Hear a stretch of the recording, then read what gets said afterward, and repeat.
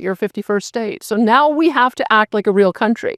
And a real country can defend itself. It meets its national commitments when it comes to spending on defense, and it trades with each other, and it trades and finds new partners internationally. As well, we're currently in a very tense moment with our closest neighbor, the United States of America. What position do they take about the potential creation of a new country on one of their northern borders? I don't think they'll be indifferent to the question about whether or not Alberta is able to create its own country, or whether its future might be better off in the United States. Completely open border, zero tariffs on both sides of the border, almost completely integrated into the larger U.S. economy. The Canada we all grew up in doesn't exist anymore as far as most of us are concerned. We have far more in common with people in Montana than we do in Ottawa and Montreal.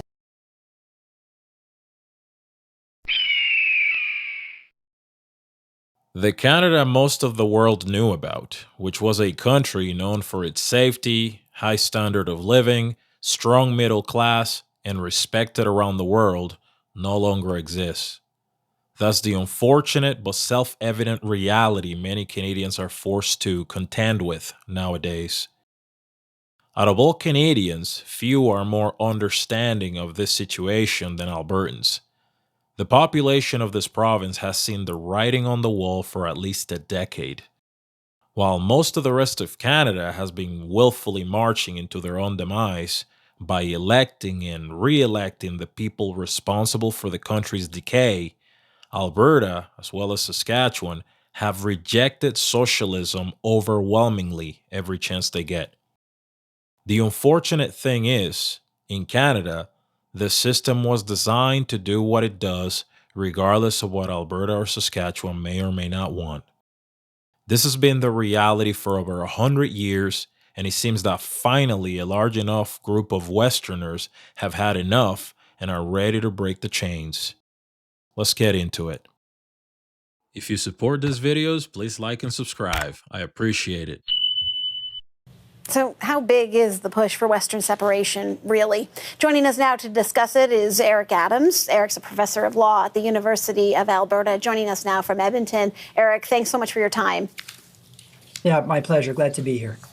So Alberta is introducing this Bill 54, on Tuesday, making it easier for residents to trigger a referendum. But are you surprised to see that the conversation directly goes to the possibility of a referendum on separation? Well, it's certainly been in the political water in Alberta, I can tell you, for the last little while, and particularly during the campaign. Some very high-placed individuals, Preston Manning among them, said that Alberta's got to consider all its options. So there's some highly placed people discussing Alberta separation. How plausible is it? I think that'll remain to be seen. Yeah, well, that sort of brings me to my next question. Constitutionally, what would be needed to trigger a split from Canada? Well, just the beginning is a clear majority of Albertans voting to clearly separate from Canada. So that's the starting point, because the Supreme Court of Canada has said that just triggers negotiations with the federal government and every other province. Now you're sitting around a table and you're trying to bang out a long, long list of issues. National parks, Indigenous peoples, borders, currency, you name it. And one of those issues that's already come up here in the form of a letter, Indigenous chiefs in Alberta accusing Danielle Smith of stoking separatist talks, asking her to stop doing that, essentially in their letter saying, listen, this is our land, the agreement that we have put in place with you, it goes forever, and this isn't, you don't have the right to move forward on that. They have the claim, they have the Indigenous claims of sovereignty. How might that play into that conversation?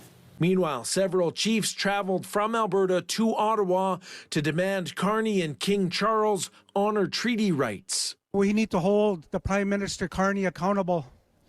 We need to keep his feet to the fire in that task. You know, the King came here to read out, the throne speech. Very disappointed again. No word about treaty. Chiefs wanted to meet with the King to discuss concerns like resource revenue sharing and protecting the environment, but that did not happen. They sound like they just found out that the British monarchy could care less about their opinions or concerns. It's really unfortunate, but the way Native Canadians have been mistreated, especially by the Crown, is nothing new. So I find it really ironic when I hear Aboriginal chiefs claim that they made a deal with the Crown and place any sort of trust on that.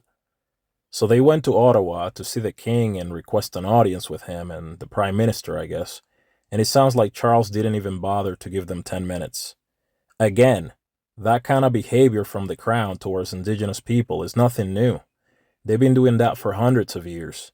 Many people who oppose Alberta independence seem to be misinformed about what treaty land actually means.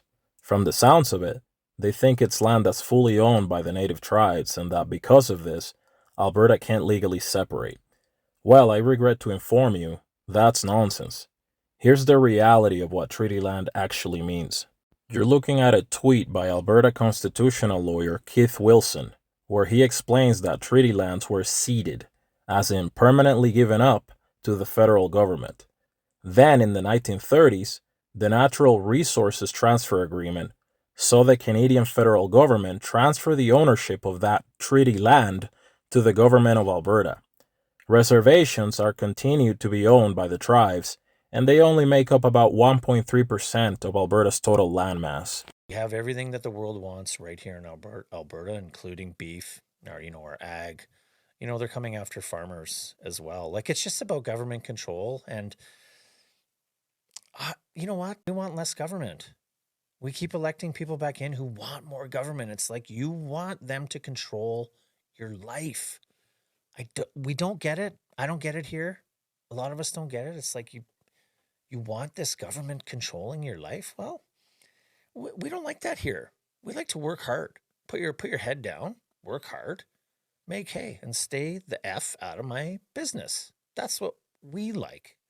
Who do you think fought back the hardest during the COVID times? Where'd the convoys start, right? We're a target because we fight back the hardest. I never thought I would say this until I went to that town hall. And so I urge everybody, because I was half in the water anyway. I think I told you that. I was half in the water. Everybody needs to go to an Alberta Prosperity Project town hall and just sit and listen. I flipped and I see no path forward. And then I actually think we could become Dubai or Monaco, our country. And so this is a separate movement to get that referendum to let us vote on it. A growing number of Albertans are waking up to something that honestly has been in our face for decades. Ottawa does not represent us. Never has. Their main goal is, and always has been, to control Alberta, exploit our industries, and transfer our wealth east so they can buy votes in Ontario and Quebec. Let's be real. They hate that Alberta stood tall during the virus years. They hate that the trucker convoy started right here. So now they see Alberta as the biggest threat to their control, and they act like it. That's exactly why I keep encouraging everyone in Alberta who's watching this to go to an APP town hall or rally. These aren't protests. They're real forums where you can ask questions and hear real answers. Connect with other Albertans who are just as frustrated and just as ready as you are. These events are free. They're happening all over the province this summer, and they might be the most important conversations we have. There's a big chunk of undecided Albertans, which is great news in my opinion, because of course there's my group, which is those of us who understand that Alberta independence is the only solution at this point. Alberta getting the hell out of Canada is the way to go.